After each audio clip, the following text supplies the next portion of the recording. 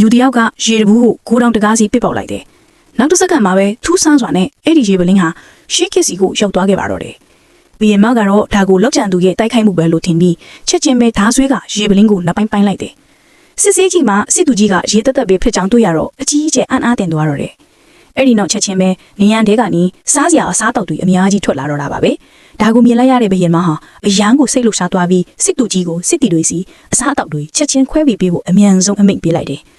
ခုနှစ်ရက်တီတီအစာမစားရသေးတဲ့စစ်တီတွေဟာအဲ့အစားအစာတွေကိုမြင်ရတော့ဒီလောက်အရသာရှိတဲ့အစားအစာမျိုးတခါမှမစားဘူးပါဘူးလို့အားလုံးကဒညညစ်တွေအမေရိကန်တို့ပြုတ်ကြတာပါပဲ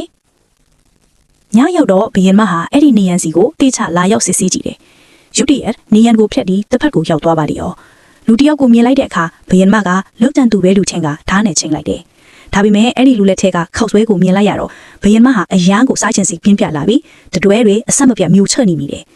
ခောက်ဆွဲကိုတကိုင်းလောင်စားခွင့်ပြုမလားလို့အဲ့ဒီလူကိုမေးလိုက်တဲ့အခါအဲ့ဒီလူကပြက်မဖြေခင်မှာပဲဘယင်မကခောက်ဆွဲကိုလှန့်ဆွဲယူပြီးအကုန်စားပြစ်လိုက်ပါတော့တယ်စားပြီးမှသူဟာလှုပ်ချန်သူမဟုတ်ဘူးဆိုတာကိုဘယင်မသဘောပေါက်သွားတယ်ပြန်ထွက်ခါနီးမှာရွှေတပြားကိုအဲ့ဒီလူကိုပေးခဲ့တယ်ပြီးတော့ခောက်ဆွဲဘူးနှစ်ဘူးကိုယူပြီးပျောက်ကွယ်သွားခဲ့တယ်ဒီဖြစ်ရကြောင်းအဲ့ဒီလူဟာထိုက်လန့်တကြားဖြစ်သွားခဲ့တယ်သူချက်ချင်းပဲကင်မရာမှတ်တမ်းတွေကိုစစ်ဆေးကြည့်ပြီးမြင်ကင်မရာထဲမှာဘာမှမမြင်ခဲ့ရဘူးအဲ့ဒီညမှာပဲအဲ့ဒီလူကရွှေတုံးကိုထပ်ပုံရိုက်ပြီးကျွမ်းကျင်သူစီပေးပို့ပြီးစစ်ဆေးစေခဲ့တယ်နောက်တနေ့မနက်မှာအဲ့ဒီလူအိယာကနိုးလာတဲ့အခါကျွမ်းကျင်သူကအဲ့ဒီရွှေတုံးဟာရှင်းဟောင်းပစ္စည်းဖြစ်ပြီးဒေါ်လာ2 သန်းတန်ဖိုးရှိကြောင်းပြန်ပြောပြလာတော့ဒီလူဟာအလွန်အမင်းအံ့အားသင့်ပြီးပြောသွားတယ်ဒီအချိန်မှာပဲဘီယမကရုတ်တရက်ပေါ်လာပြီးအဲ့ဒီလူပေါ်ကိုလဲကျမိသွားတယ်ဘီယမကရွှေငွေနဲ့ကြောင်းမြတ်အယထနာတွေကိုထုတ်ပြီးအစားတောက်ဝယ်ခြင်းကြောင်းပြောတယ်ဒါကိုမြင်လိုက်ရတဲ့အခါအဲ့ဒီလူဟာဂိုးတော်တဲကကြိုက်တာယူသွားပါလို့ချက်ချင်းပြောလိုက်တယ်ချစ်စရာဘီယမလေးကဒါလေးတွေယူသွားမယ်နော်လို့ပြလိုက်ပြီးခောက်ဆွဲဖို့နဲ့မနိုင်မနေနဲ့ရှေးခေတ်ကိုပြန်သွားပါတော့တယ်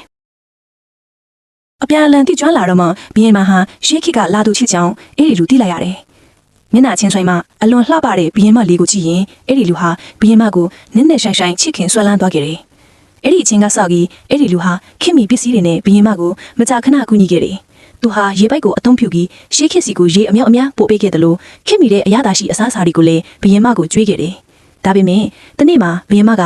သူတို့တိုင်းဖီကိုရန်သူတွေတိုက်ခိုက်နေကြောင်းပြောလာတယ်။အကူအညီပေးဖို့လေတောင်းဆိုခဲ့တယ်။ဒါနဲ့အဲ့ဒီလူကလျှို့ဟော်လက်နဲ့တစ်ခုကိုပေးလိုက်တယ်။နောက်တနေ့မနက်မှာရန်သူတွေကမြို့တကားအထင်ပါမှာမန်ပါပါနဲ့လက်နက်ချဖို့ဘီယမကိုတောင်းဆိုခဲ့တယ်။ဘီယမကအဲ့ဒီလူပေးလိုက်တဲ့လက်နက်ကိုထုတ်ပြီးရန်သူတွေကိုချိန်လိုက်တယ်